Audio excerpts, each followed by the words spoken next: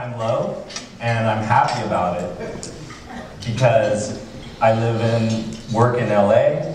It's a huge market. It doesn't matter. We can have an up market, a down market. There's so much business because there's always people in trouble in Los Angeles. If I was living in Modesto, different story. But so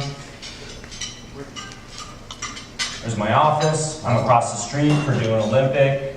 There's me hanging out, Olympic Boulevard in the background. There's my office. Actually, I'm not up that high. I'm on the second floor. This is my second office. This is Il Moro. It's a little bar on the bottom floor. Don't let the bar faze you. This is actually my library. It's where I get my best ideas. And I'm there every day from 5 to 6 to 7. In the morning and in the afternoon. Open invitation for anyone who wants to join me. Here's me showing off. I'm current tennis player, but I played college tennis. This is how I keep myself sane. I travel. Some of you have timeshares or vacation homes in Tahoe or Palm Springs. Mine's in Thailand, so I try to go every 30 to 45 days on a long weekend. So I'm a fix and flipper. This is my current house. It's a little tiny house on top of the hill in East LA City Terrace. I'm trying to fix that one up. And then this is my former place in the Eastern Art Deco building where Johnny Depp, which you may have heard, is trying to sell his penthouses. So I sold I bought it on a short sale, made good money there. This is my first purchase in West Hollywood, right behind the Argyle and the Standard, and I sold at the height of the market there. I got really lucky. So my background, why I got into law, is probably started in 4th grade. My teacher made us do endless book reports and oral and written presentations, and that's where I started to read and write a lot, and it continued in high school where I had a teacher. I thought I wrote a great 15-page report, and he's like, "Is that all you got?" And so I wrote a 35-page report, and he's like, "All right, that's okay, kid." And then in college, I was a history major, and we had colloquiums where we had to read a book every week and read and write about it. And I learned that you had to have a point of view about history, not just memorize facts, and that's what it's like to be a lawyer. Is you have to represent your client and talk about the facts in the best light to them. I'm a certified specialist in bankruptcy law. I passed, in addition to passing the bar, passed the one-day test, 4 hours in the morning of multiple choice and 4 hours essay. And so I have that designation. Chapter 7 is where I try to fit my clients who are debtors. It's a very convenient, fast, easy way to get maximum results, and you can have millions of dollars of debt and potentially wipe it out, but you have to skillfully protect assets as well and be aware of transfers.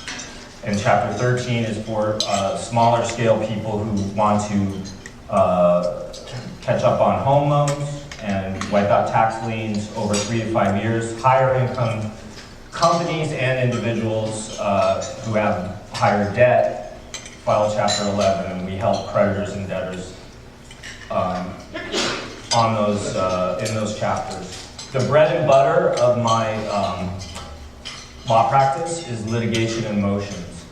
I get the problem cases from other bankruptcy lawyers and from other litigation attorneys who are trying to,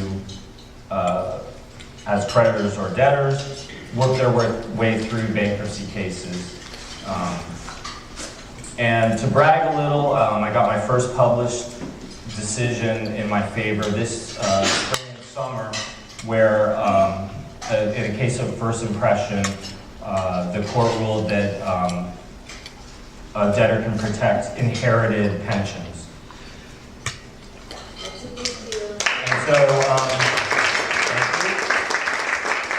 And so, how can you refer cases to me? Really, it's not cocktail party talk, I get it. I know a great bankruptcy lawyer, but if you know other people in real estate, other lawyers, other bankruptcy lawyers, people who have a lot of money may be getting sued by bankruptcy trustees to recover payments. So, I represent rich and famous people as well as down and out people.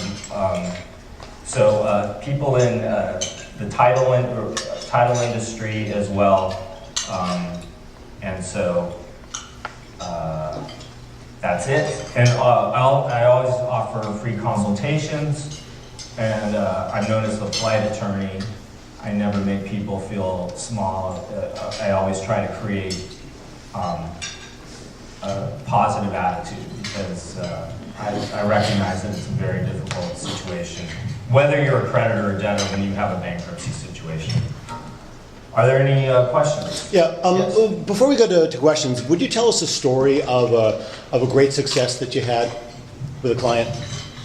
So I have a family with a disabled, probably 4 disabled kids, and a disabled mom, struggling in Riverside County to save their house, and got them in. They had tax liens. They had a huge judgment against them. I got them in a Chapter 13 5-year plan. When it's finished, they will have a free and clear house and wipe out probably $500,000 of debt. We wiped out 3 liens on their house, and they're about 16 months away from finishing. So, that's what I really appreciate about what you do. It's easy to think about your job is to rescue people who haven't been responsible, but really, the things that you've talked to me about is how you're helping people who are struggling, and that's what I really appreciate about your practice. So thank you. Let's definitely open up the floor to questions. Yes. How long do Chapter 7 and 13 stay on someone's record? It's 10 years by law on a 7 and 7 years on a 13, which ends up being 10 years anyway because like 13 lasts longer. But people can recover and increase their credit score right after the case is over by paying their new bills on time. I always give them advice about how to get new secured credit cards that they can convert into other forms of credit, unsecured credit later on.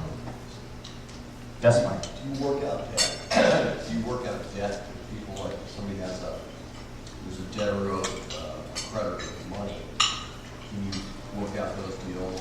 I do, yeah. If it's 1 or 2 problem cases, I do. If somebody has 10 credit cards that they want to settle, I have another person that does that.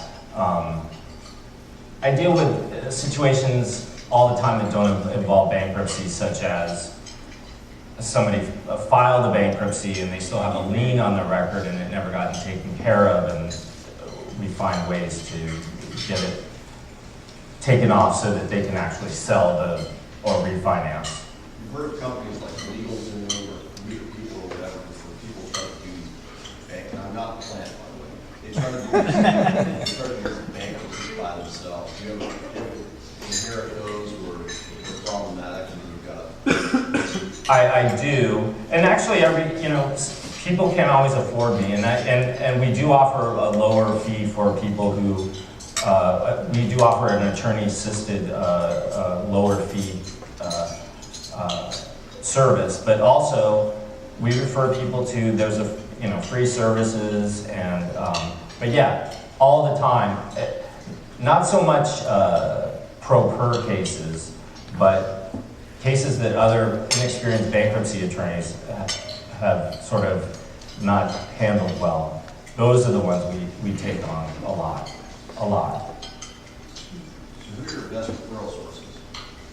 Other attorneys and people in real estate and people in debt settlement, people, CPAs, financial services. But really just keep keep your ears open. People who are divorcing, people with medical problems, people who have lost their jobs. It's out there. What are the biggest causes of bankruptcy in the United States? You know, the press says it's medical problems, but I don't know. In my experience, it's more divorce and then kind of job loss.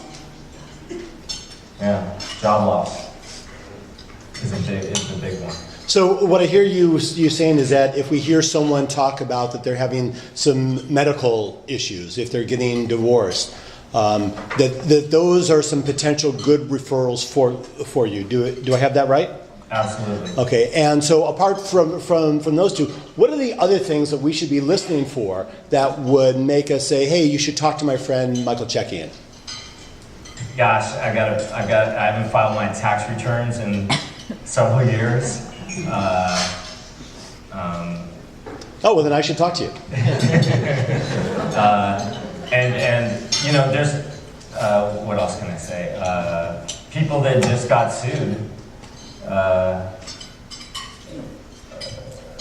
You know, I can't pay my visa bill this month, you know, I'm happy to help people that can't afford me, and I would say it's a fraction. It's less than 50% of the people I talk to that actually hire me, but I'm happy to steer people in other ways. So even if you have someone that you know can't afford a lawyer, have them call me, because I find solutions and I'm happy to help. I mean, it's part of what I do. Great. Yes, sir.